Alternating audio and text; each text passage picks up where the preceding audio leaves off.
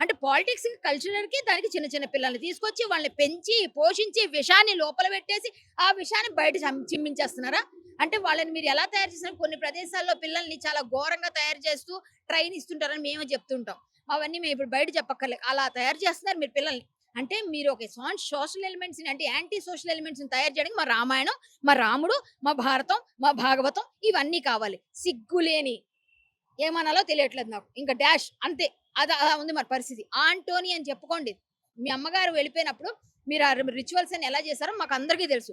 అవన్నీ మీరు ధైర్యంగా చెప్పుకోలేరు. నాకు మా రాముడిని అసలు నేను అనలేదని మళ్ళీ మాట్లాడుతున్నారు. మా మనోభావాలు దెబ్బతిన్నాయి. మా హిందువుల మనోభావాలు దెబ్బతినే విధంగా మీరు మాట్లాడి, ఇలాంటివన్నీ చేసి వలస కూలీలని, అలా అని, ఇలా అని యాంటీ సోషల్ ఎలిమెంట్స్‌లా తయారు చేస్తున్న పిల్లలతో ఆడుతున్న మిమ్మల్ని ఎందుకు శిక్షించకూడదు?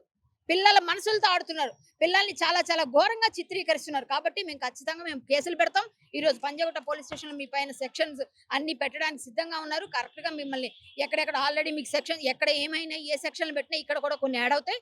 మీరు సిద్ధంగా ఉండండి. ప్రతి గ ప్రతి ప్రతి ప్రదేశానికి వలస కూలీలా తిరగండి. వలస కూలీలా మీరు తిరగండిప్పుడు. మేము తిప్పుతాం. మేమందరం ఖచ్చితంగా తిప్పుతాం.